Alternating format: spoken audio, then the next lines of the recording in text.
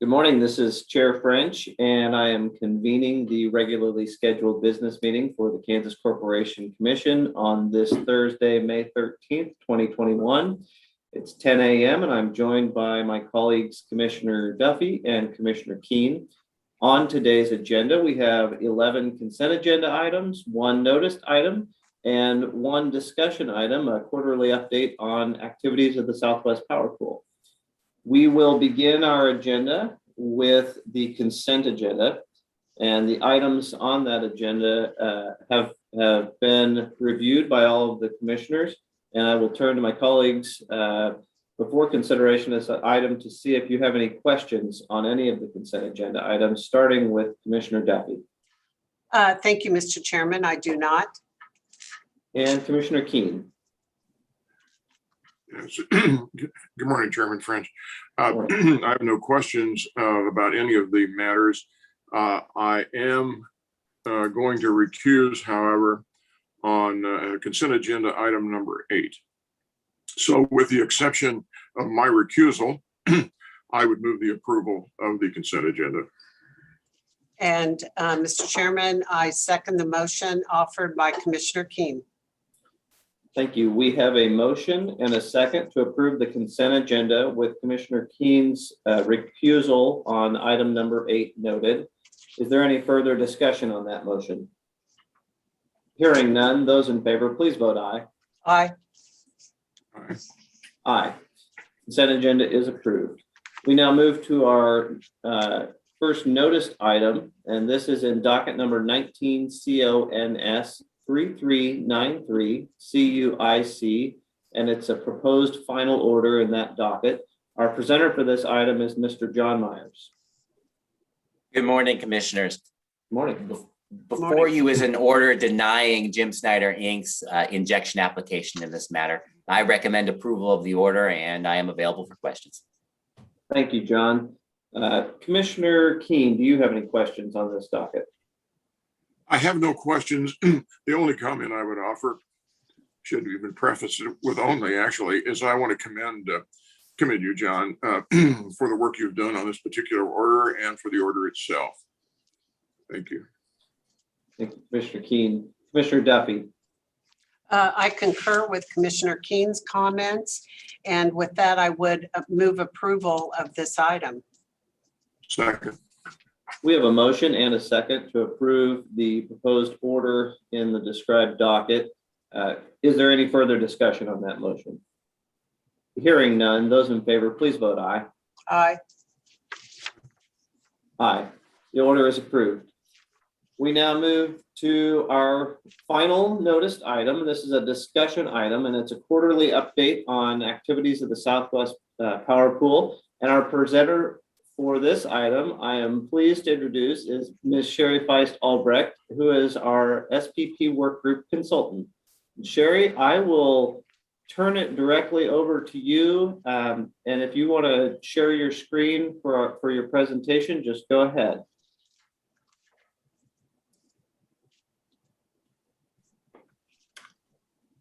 Good morning, Sherry. Good to see you. Good morning. I have shared my screen. Can you see it? Yes, we can. Okay. Well, I'm starting with the SPP quarterly update, which is from meetings held on April 26th and 27th for the Board of Directors meeting. The RSC meeting on April 26th included an educational session, the business meeting, and then the joint stakeholders meeting, which includes the RSC, the SPP Board of Directors, along with, I think, some committee members as well. We had a very light business meeting agenda for the RSC. We had 2 voting items. One was to elect a new Secretary Treasurer. Jerry Huser, the chair of the Iowa Utilities Board, is the new Secretary Treasurer. We also approved, the RSC also approved its 2021 operating objectives. Those operating objectives basically create a list, an accountability list, I guess one would say, for all the items that the RSC has on its plate, which include HIT C1, HIT C2, HIT C4, the winter weather event. Let's see if I can scroll down and kind of give you that list. Seams Liaison Committee, Script, FERC Order 2222, State Commissioner Forum for integrating new members into SPP, Capacity Resource Interconnection Services, Regional Allocation Review Task Force activities, as well as other HIT items on which the RSC serves as the secondary component. The reports that were conducted at the meeting included a Seams Liaison Committee updates from Cost Allocation Work Group, and the COGS Ad Hoc Task Force, which was formed to address winter event issues. The Seams Liaison Committee report included an indication that the organization of MISO states had accepted the revisions the RSC made to the Seams Liaison Committee recommendations. As you may recall, there are, I believe, 7 initiatives. And what's happened with those is that SLC has determined that they're going to basically take a kind of a report and monitor role with regard to a number of those initiatives. And that was reviewed at the SLC meeting that occurred on April 9th. One of those issues has generated an additional kind of advisory work group. It's a rate pancaking work group to be composed of equal numbers of commissioners from RSC and from OMS, as well as an equal number of stakeholders from SPP and MISO. Though that membership has not been completely resolved as yet, but it's getting very close. I think there will be 2 commissioners from each state organization, and I'm not exactly sure how many members there will be from RSC, from SPP and MISO, but that's being developed pretty much as we speak. There was a discussion at that meeting of interregional coordination between MISO and SPP during the February 2021 winter event. I think from their perspective, the MISO and SPP representatives felt the coordination efforts went pretty well with energy being imported into SPP from MISO, as well as other ongoing activities there. There was a discussion from MISO and SPP about the joint targeted interconnection study that's underway between MISO and SPP. That study hopes to utilize the recent Arctic event to inform transmission solution development along the seams. They're already engaging or developing some common cost allocation methodologies. They're working on identifying new cost methodologies if needed. And then they're looking at best practices to incorporate the future coordinated system planning efforts. And so they have completed the modeling efforts involved with that and are beginning to develop the study process itself. There was also a presentation from Concentric Energy Advisors on behalf of ACOR, ACP, and SEIA on interregional transmission planning. That presentation is available, I think probably both on I believe all of these presentations are available on both the RSC and the OMS websites. Can I stop Sure. and ask you a question before we move off this page, Sherry? On the joint MISO SPP targeted interconnection, we did have a presentation from SPP about the megawatts that did come in to SPP during the winter event. So what is the ultimate goal here? I mean, is this where there's been some grist between the 2 entities? And is the ultimate goal a free flow of energy back and forth between SPP and MISO? Well, there's a joint operating agreement between MISO and SPP, and there has been. And the purpose of that joint operating agreement is to try to identify projects that would work interregionally across the seams to facilitate some of those transfers. part of the problem is that MISO and SPP have different planning models. And Okay. so there is, I don't know that the goal of a common planning model will be reached, but I think they're trying to identify those areas where they can find some common ground so that as I believe you know, there have been several joint meetings in the past where no projects have been identified. And part of that's because they have different, not only do they have different planning models, but each RTO has different cost allocation methodologies and Oh, cost benefit ratio and that sort of thing. MISO, I believe, well, actually SPP, I think identifies more benefits than what MISO does in their calculation of cost benefit. And so they're trying to figure out how to reach common ground. And the objective of this particular effort is targeting these interconnection studies. Is there a way that you can maybe get past the larger issues, focus on a few identified projects, look to see what that interconnection would look like, and whether there can be some common ground developed for those specific projects? well, and my concern is that with the new administration and their focus on infrastructure, that there may be dollars coming down from the administration for shovel-ready projects. And it seems to me that these interconnections would be prime for those sort of projects meeting the goals of establishing a sound interrelationship. And I would agree. And that was part of the reason, I mean, not that there was a change in administration, but that was part of the reason that the SEAMS Liaison Committee was created in the first place, was to figure out there ought to be ways to facilitate an ease of operations across the seams. That should be beneficial to both RTOs and the transmission owners in those RTOs. And so the hope was that if the regulators could come together and try to identify what cost savings there might be by facilitating some of these projects, that would be some impetus, I think, for each RTO to work together to get there.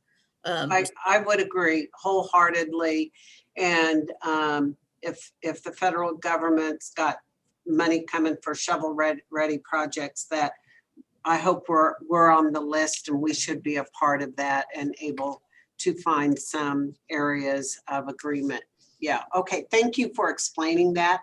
I Sure, really you're welcome. didn't understand the little nuggets there, so thank you. Well, and Sure. if I could jump in just briefly, because Commissioner Duffy, you've certainly hit a nerve, or maybe not hit a nerve, you've hit a particular area of interest for me, which is, it is that idea that if there is a change in policy here and an interest from the federal government in being able to, push energy from our region to other regions, potentially, wind and solar energy from our region to other regions, and market that energy around the country. And if they are interested in helping fund that, I wholeheartedly agree that we at SPP should be ready to tell them what the best way to do that is. If there's going to be a federal overlay plan, we should be prepared to tell them, the most cost beneficial way to do that. And that is something that is definitely being talked about. There's a lot of debate, because I think there are some folks who are, not sure if the funding will actually show up or not. But I'm certainly in the camp of, if the government wants to do it, we should be ready to tell them what the best way to do it is. And so I think the SEAMS Liaison Committee is an important part of that. It's also a discussion that's going on at the script group that Sherry will describe later. But it is certainly a topic of conversation that, SPP has a fantastic energy resource, and maybe more of it than we know what to do with. And so if the federal government is interested in utilizing that and building interregional transmission to get that resource, we should stand ready to help on that. Right. And real quickly, Sherry, I want to take this opportunity to publicly thank you for the work that you did as commissioner and our rep on the SPP to get the resolution passed that allowed costs to flow, that Kansas does not have to pay for those construction costs of lines here from our wind to back east, and that the cost should be shared by those who benefit. I know it was your work and Christine's work that moved that along to an eventual adoption, and I had not had the chance to thank you. Well, you're welcome. It was a shared effort by many, and it's gratifying to see that it's moving forward, and we'll get to that in a minute or two. A labor of love. Yes, it was. The HIT items are going to be ongoing on our operating objectives for a bit. HIT C1, I know you have been briefed on in the past. It would create perhaps larger pricing zones. And it's a HIT recommendation. I changed up this slide a little bit because what was actually approved by the report was to decouple Schedule 9 and Schedule 11 pricing zones, which I don't know that I need to get in the detail too much, but Schedule 9 are what are referred to as the legacy pricing zones. When utilities joined SPP, their service territories came with them, and they each had their own pricing zone. Schedule 11 reflects the costs associated with upgrades, new upgrades to the transmission system that are directed by SPP. And so for whatever reason, SPP kept the Schedule 11 pricing zones the same as the original Schedule 9 pricing zones. This HIT C1 objective suggests that those ought to be decoupled. And in decoupling them, that would give you some ability to create new pricing zones. The HIT report specifically asks that in creating any new zones, we should take a look at new deliverability subregions, distribution factor calculations, and market and power flows, all of which SPP is currently doing in one form or another. Some of these, I think, have become script-related items. I think some of them are, there's a new deliverability steering committee that's going to take a look at how the power actually flows and to try to figure out if the pricing zones could be created to sort of match those flows. It's a forward-looking solution. It won't change anything about the legacy pricing. And so it's an involved effort. And because there is a deliverability steering committee that kind of comes on the heels of a task force that was created to look initially at some of these issues, and with the winter weather event, things have kind of been put on hold. So COG voted to suspend the work. We're not going to, it's just a suspension until August of 2021, because July has been determined to be the deadline for reporting back to the SPP Board of Directors on the winter weather event. So that will continue on.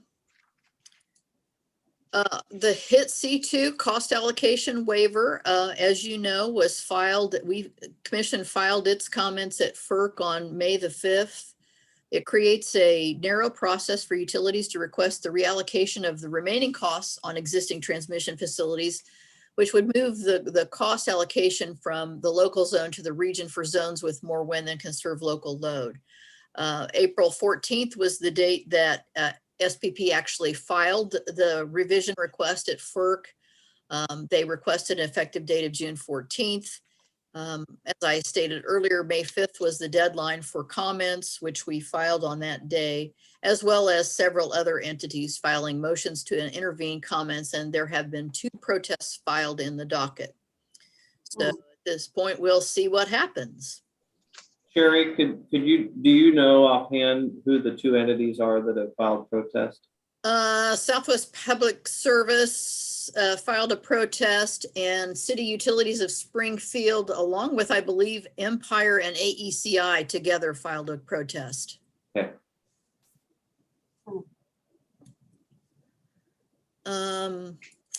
HIT C4 is storage as a transmission only asset, and as RTOs are wont to do, we have we now have a new acronym. It's that when you see SATOA later on in the bullet there, that's what that is. That was one of the HIT initiatives, but since that HIT initiative was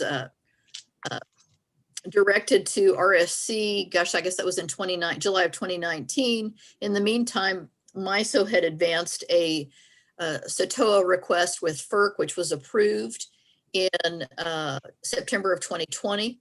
And so COG is busily, we've had the person who is on COG that was doing the work on this has recently left the Iowa Utilities Board for another position. And so we've had a recent switch in the COG member that's handling this, but he has teed up a nice document kind of laying out the white paper, but what he's been in the process of doing is analyzing the FERC order issued to MISO and looking at it from a perspective of, are there things here that we can use, and what's different at SPP than what's at MISO? What do we need to adapt? We're only interested really in looking at the cost allocation perspective, but there are going to be some other issues related to this that will be studied with other work groups. And I imagine COG will be working with them throughout this process as well. But we're looking towards hopefully a goal of July 2021 for a white paper to be finished and reviewed by RSC. Let's see. The next item is the Comprehensive Review Steering Committee. This is one that you should be familiar with. I know you've had a number of winter weather presentations, and I think one this week. But this steering committee is covering 5 areas of SPP's role in the winter weather event. They're looking at it from an operational perspective, a financial perspective. The RSC is looking at the winter weather event, as is the market monitor, and then the communication staff at SPP is looking at ways to improve communications. The RSC and COG have each developed their own kind of perspective on this and looking at specific issues related to this, and that's as designated, as directed by the RSC to COG.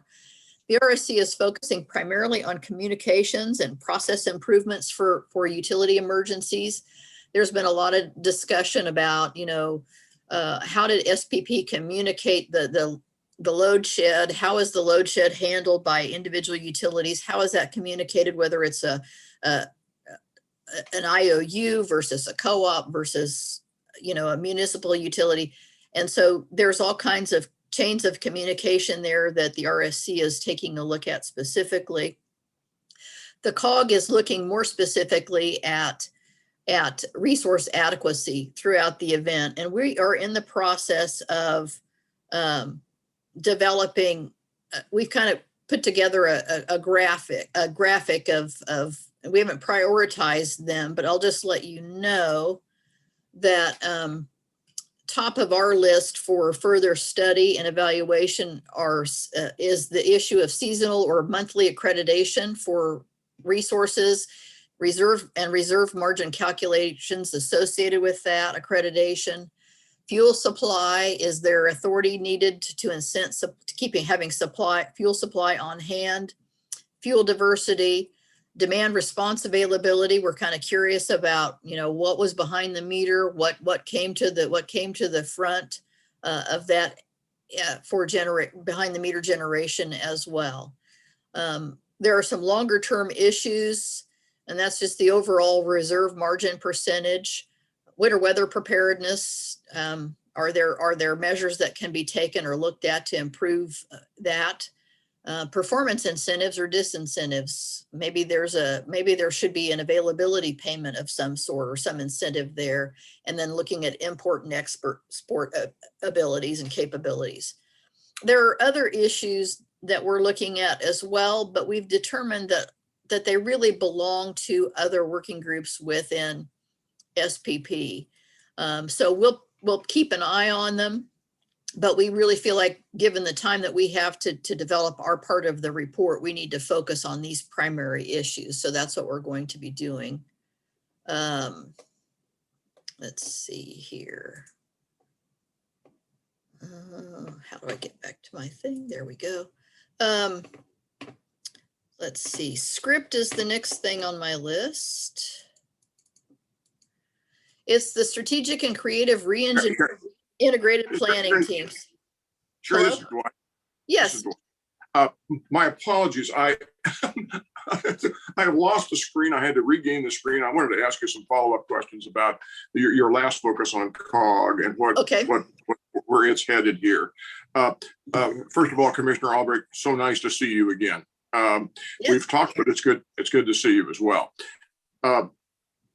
What I'm really curious about is, and I can see that obviously the catalyst behind this really comprehensive approach that it appears COG is taking here in terms of resource adequacy is it's headed along certain lines that really ought to be quite beneficial in terms of long range planning, to be sure. Am I safe in sort of presuming a bit that in terms of this prioritization with respect to load shedding, and that's in anticipation of some kind of a grid emergency. I presume that is really preeminently focused on weather-related emergencies, but I'm going to guess that it wouldn't necessarily have to be weather-related. It could be emergencies created by some security issues or breach of security issues. Am I correct in that? Is it holistic in the sense that it's approaching this subject matter beyond just the obvious weather concerns near term? Yes, I think, and I can't really speak that I'll let Chairman French speak a little bit more to the communications process that the RSC is actually taking a look at. But load shed seems to have dominated most of that conversation. But the North American Electric Reliability Corporation, or NERC, does set certain standards for RTO providers, for transmission providers, as well as the utilities that are required to be met. And I don't think it's necessarily tied to weather emergencies. I think it can be any emergency. I haven't looked that closely at the NERC requirements, but what they're focused on primarily, as is in the name of the organization, is reliability of the grid. And so whether that reliability is threatened by a weather event or a cyber attack. Now, there may be other entities. I know that NARUC focuses somewhat on critical infrastructure, and there are, obviously there are confidentiality issues with some of that. So I'm not entirely certain what the nexus is as between NERC and some of the other entities that are looking at that issue. I could certainly take a look at that, but the focus, as far as I understand, for NERC is on reliability of the electric transmission grid. Yeah, Thank you for that. Commissioner Keen, I was just going to add the same thing that Sherry said, which I have seen in one of the presentations made to us. They emphasized that this was not just a weather contingency, that this is a contingency they have for any time that there is a shortage of available generation to meet the expected load at any particular time. As Sherry said, that's a NERC requirement that they have that sort of plan put in place. And I think I have even seen some tariff language that it sort of lists that it could be weather or other related items, but I am sure it was a non-exclusive list that it would apply to any time there is not enough generation available to meet expected demand. Thank you both. I appreciate both of you, your take on this. Just one very brief follow-up. I think perhaps Chair French may have answered that, you as well, Sherry, in your answer, but just to tie a little bow on this thing, insofar as weather events are concerned, I I believe I'm correct in my understanding that some of these peak events in terms of total power usage can occur in the summer more so than in the winter, conceivably. So I'm assuming, I don't want to assume, let me ask, is it anticipated that even summer weather emergencies would be encompassed within what it is that these two working groups are looking toward? Yes, that is part of it. And it's the way SPP plans its transmission right now, it's based on summer peak conditions. And there is a reserve margin, a capacity reserve margin, which requires the utilities, the load serving entities to have basically 12% excess capacity to account for such kinds of emergencies. What SPP does not currently do is have a winter peak demand component. And so that's one of the discussions that's underway, is whether or not SPP needs to move toward developing a winter peak, and not just winter, what's often referred to as the shoulder months, summer or spring and fall.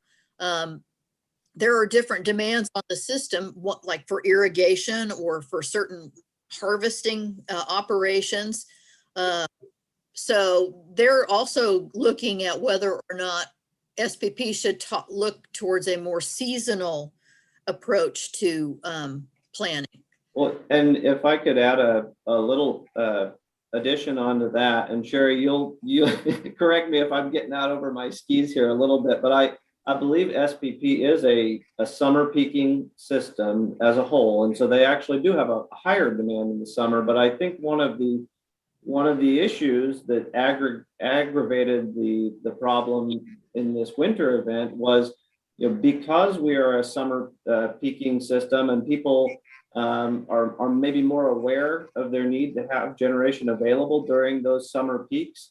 There were quite a few planned outages for various maintenance reasons or other reasons during the winter weather event, because people were not necessarily planning for that winter peak, which was large, but not as large as our summer peak. And I think that's the point Sherry's getting at here, is maybe we need to pay more attention to what generation is reserved and available also during the winter peak. Instead of letting folks just take plants offline during that time, assuming that it won't be needed. So I hope that encapsulated it, but I think that's sort of a high level of one of the aggravating factors. I'm not sure that made the difference. Obviously, the driver was not having some fuel available for some of the plants that were online, but it certainly would have helped to have more plants available that folks had put on outage voluntarily. Yes, that's correct. SPP is considered a summer peaking RTO. However, I think the gap is getting closer than it has in the past. I think the IS states edition tend to be more winter peaking, and I think some of that gap is getting a little closer than what it was. But in any event, yes, those are all things that are being considered, and outage and timing of outages, planning outages. That's all part of the discussion. And COG is not the only working group that is working on this. As a member of COG, I'm also following the supply adequacy work group, as well as the operating reliability work group, which has been a very beneficial experience for me to learn what it is they look at to measure some of the reliability, what kind of components there are, what studies they undertake to review whether reserve are adequate, or what the reliability issues are. So it's been sort of a beneficial participation for me to kind of view that. And the COG is working very closely with the supply adequacy working group on these issues. So thank you both very much for those really comprehensive responses, and that's helpful. all levels of detail are helpful, and those were quite responsive. I'm just very succinctly, I'm preparing a follow-on list of questions to send to SPP post the working group that we had on Monday. And one area that I'm going to ask them questions about has to do with the timing of planned outages. I am concerned about how that might have impacted what happened here. But what you're telling me here is these working groups here are really looking at not only the really broad implications of what lies ahead, but in a really granular nature, going in some depth into some of the elements or circumstances that may have contributed to the problems we had. Thank you very much for those responses. I didn't mean to divert your attention from other things, Sherry. Oh, not a problem. Not a problem. That's what I'm here for. So script, you've seen this slide before. I'm going to forge ahead to the next one. And just as a practical matter, there have been 5 sub-teams and 5 straw proposals thus far in the process from, I believe, September up through, gosh, probably March. A good 6 months was spent on developing recommendations or straw proposals. And the 5 areas are consolidation of planning and study processes. For every requirement that SPP has in place to run its operations, there are planning processes and there are study processes, which means they're developing models and running through scenarios. And they have different processes for several different aspects of their operations. This is an effort to see, can some of these be consolidated? And part of this is driven by the fact that the generation interconnection queue at SPP is about 4 years behind.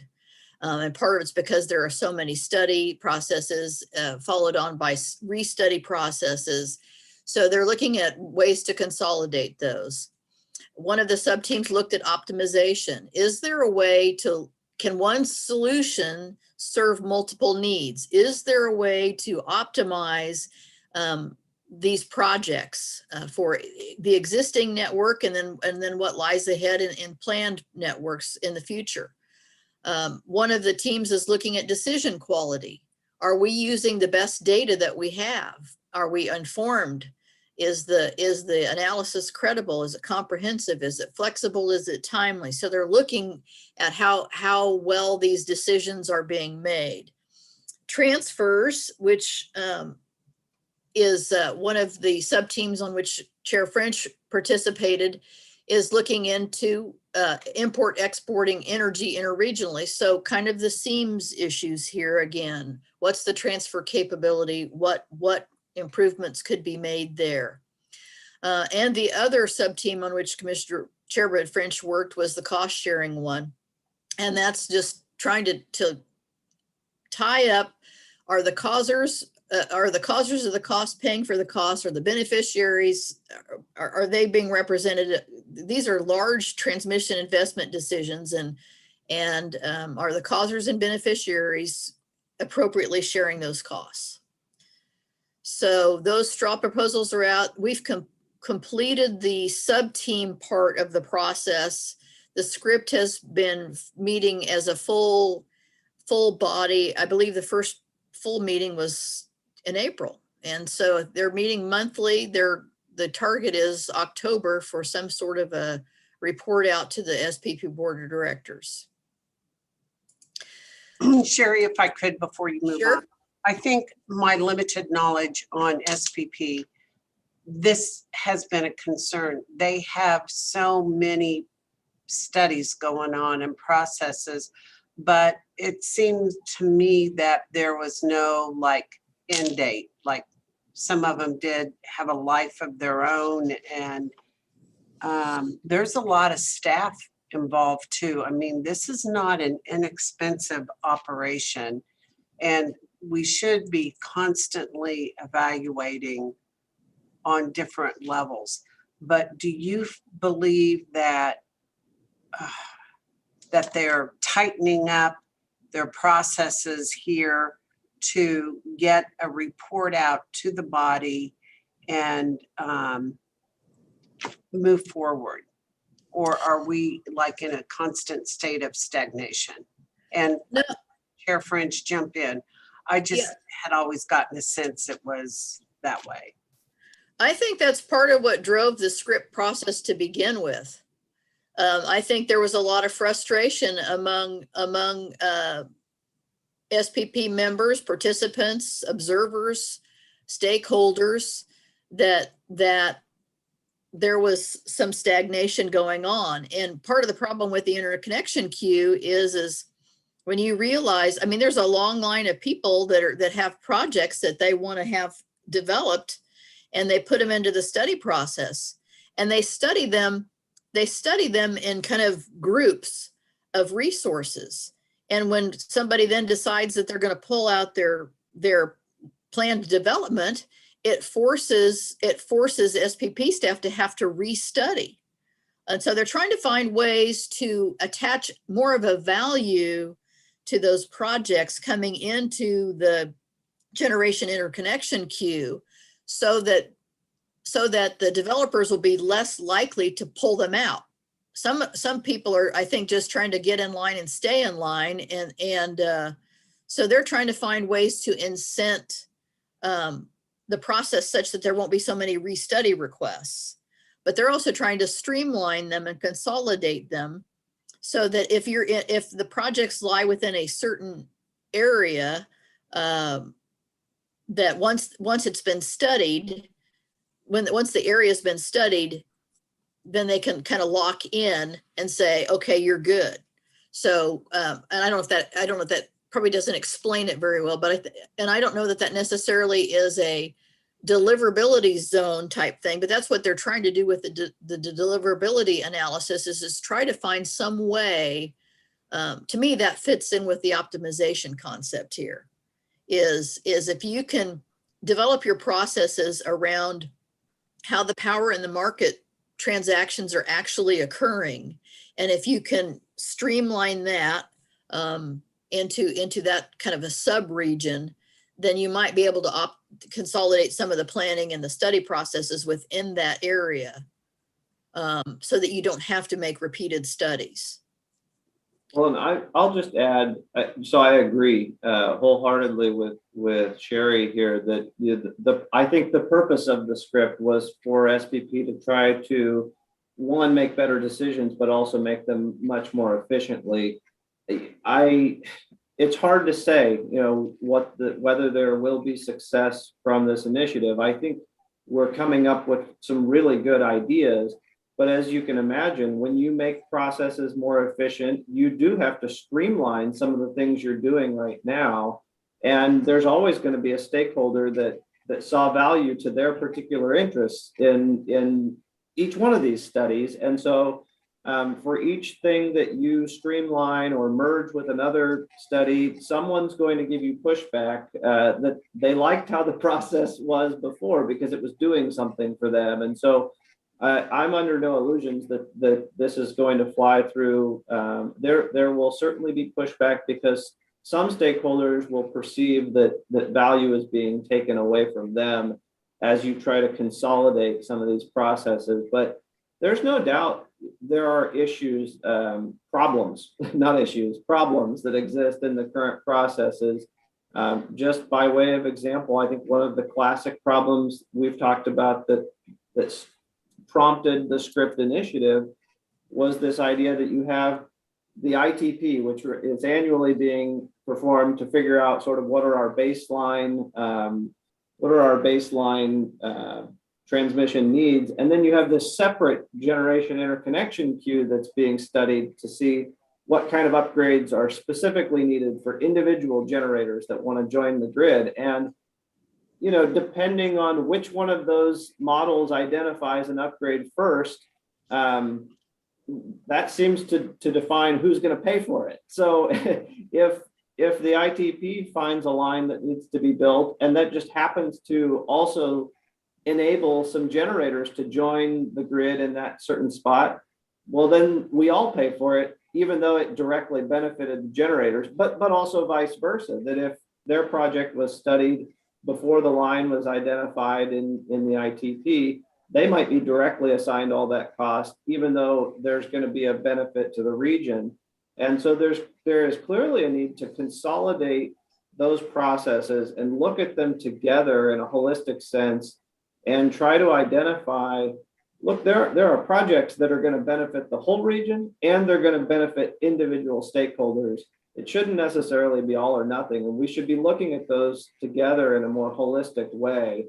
But then that obviously does create challenges. It creates challenges in determining the cost sharing, because now you've just got one project and you have to figure out what's fair for who to pay for it. So these are the prickly issues that we're trying to work through in these sub teams, and I am certain they will be controversial. It's a big effort, but I'm hopeful that some reforms will come out of it, and we will come out with a more efficient, optimized planning process. Because you're right, the SPP processes are, I wouldn't say they're a mess. I mean, it is very organized, but it's a lot. And I think there is room to optimize and consolidate and make their processes more efficient. And I'm really glad that they have brought me and other state regulators into the process, as well as utility representatives,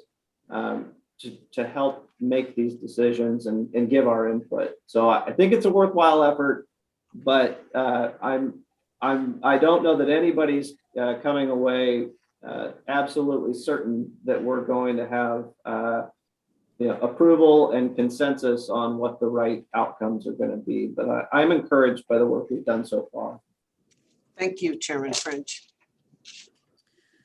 All right, now we'll move to FERC Order 2222 or 2x4, however you want to call it.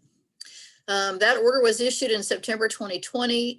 It allows distributed energy resources to be aggregated to participate directly in RTO ISO markets and to establish DER aggregators as a type of market participant. In March of 2021, Order 2222A was issued, and that's the follow-on order in response to the request for rehearing.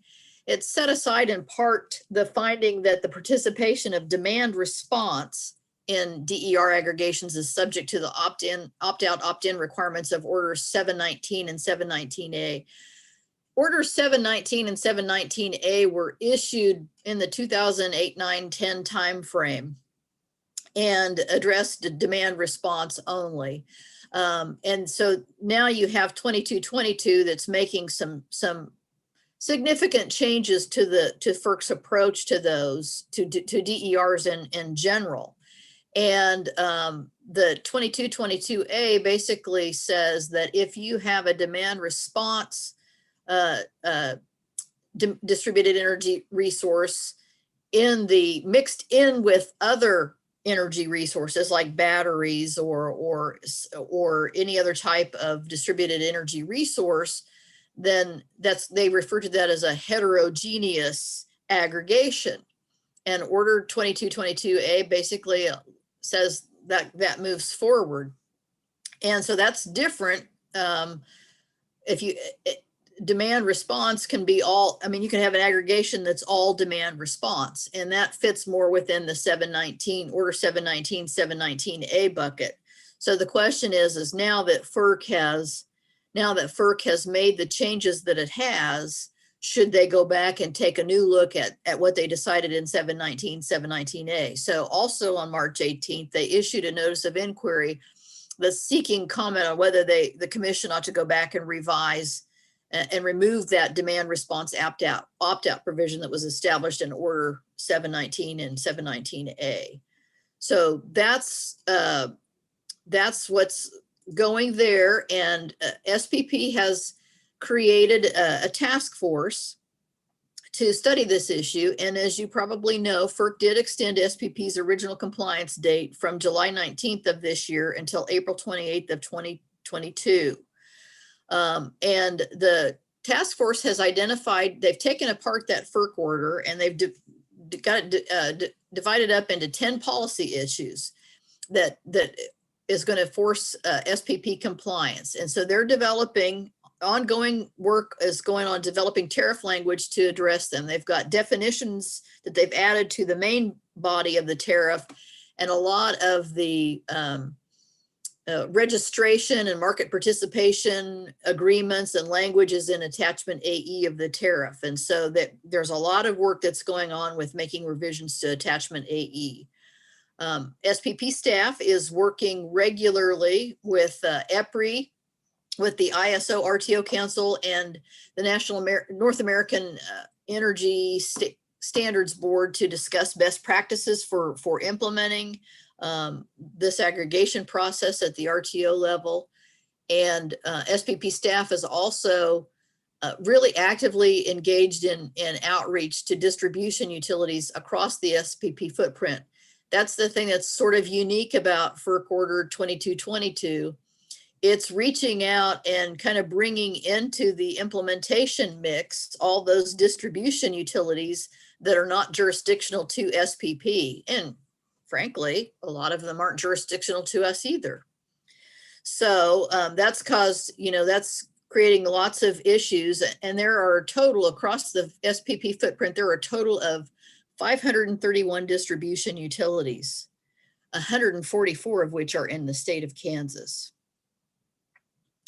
So they have developed a kind of a letter introducing themselves, because a lot of these are municipalities and small co-ops who don't really know much about SPP and probably aren't that familiar with the FERC order. So they're in the process of developing a letter to go out to them, and they've created a series of what they're calling distributed utility forum meetings to inform and educate these distribution utilities about what this is, who SPP is, what the FERC order says, and what the distribution utilities role will be. And I know for Kansas, the KEPCO has, and I'm pretty sure Midwest Energy and Sunflower and I assume the municipal KMEA probably are reaching out to all of their entities to help bring them in. I know that at least KEPCO has volunteered to do help with that outreach. But in any event, the next slide, I'll show you the 10 policy issues that SPP, the 2222 task force is looking at. And these are the rate of completion here. These are the number of requirements that they've had to address with each of these. And so they weren't probably going to meet the July 19th, 2021 deadline, but they've made some significant progress on this. And some of the ones, these lower percentage ones, are very highly technical. I mean, the metering and the telemetry requirements, that's what's at the point of interconnection, where the distribution grid meets the transmission grid. What do you need to have in place to make this, to recognize, to see, and allow this market opportunity to exist? How do you measure this? How do you avoid double counting? That sort of thing. So there's lots of coordination that needs to go on. Still, I don't see cybersecurity listed anywhere. I don't either. I think that's a major component that, to me, it's front and center.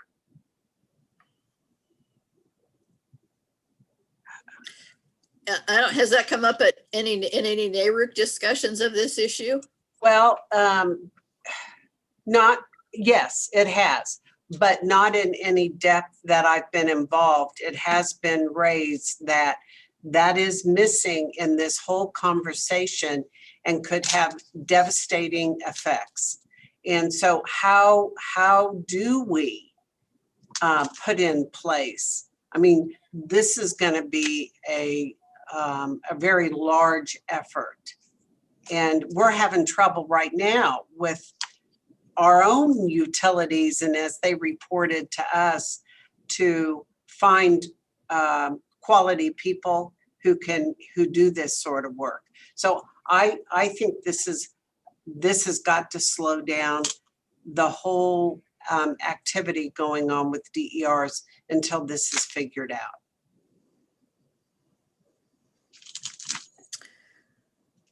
Okay, well, I will make a note of that point and pursue further discussion about it with those that are involved in the work group.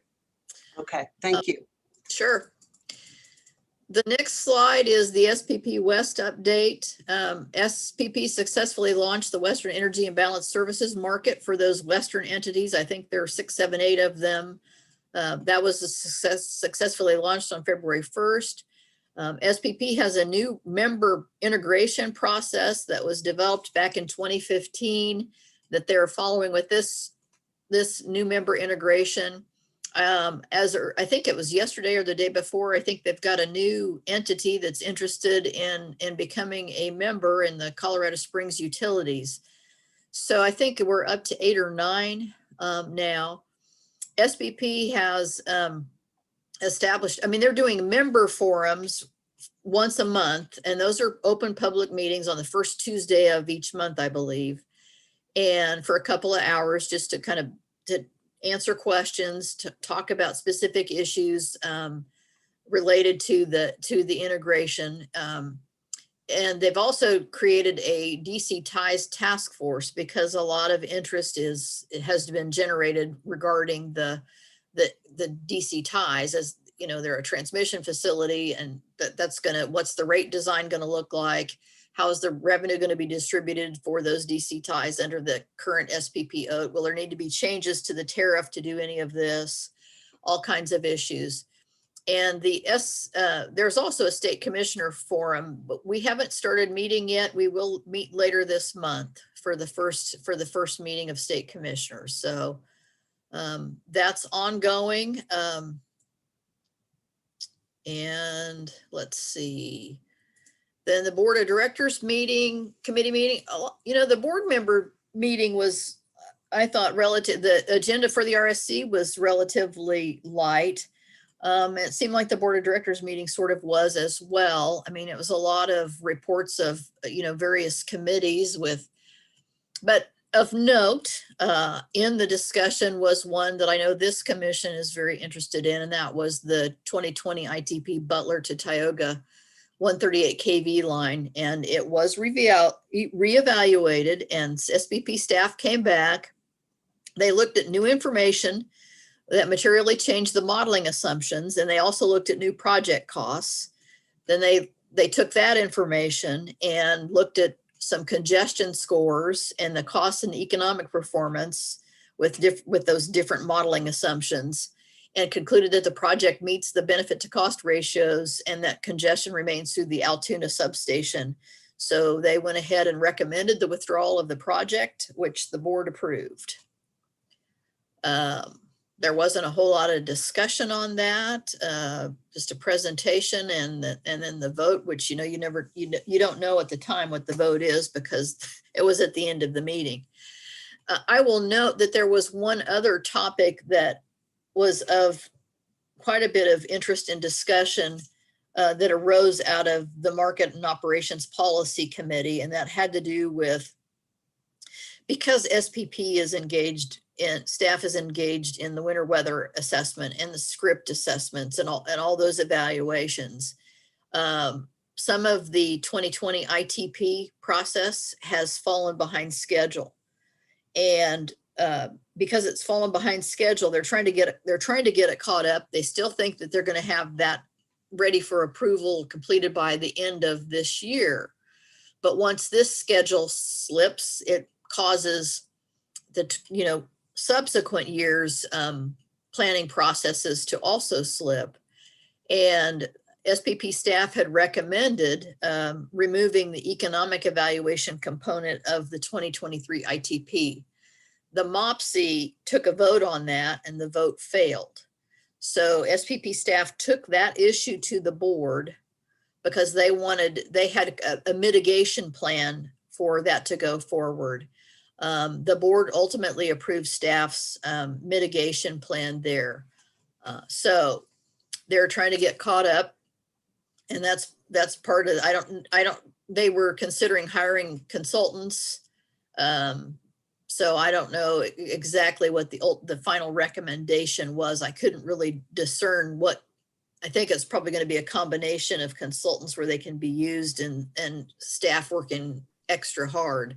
But I think removing the economic study portion helped with timing with staff's ability to meet the 2021 goal.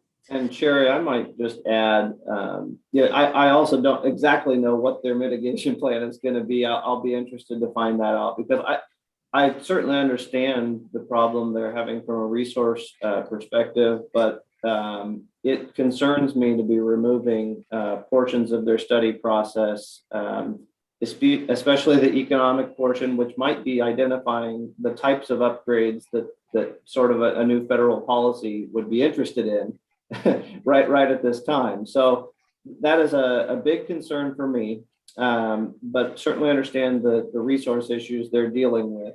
And to me, it does feed back to our discussion before that maybe we need to figure out more efficient, holistic ways to approach their planning obligations, given the fact that they do have resource constraints, that we don't want to spend infinitely on their different functions. So there are a lot of competing interests here, but it does come back to me or drive home to me that the script process has value, because we obviously have some resource scarcity issues in the planning processes and how many things SPP is trying to do. So I just want to add that exclamation point on top of that.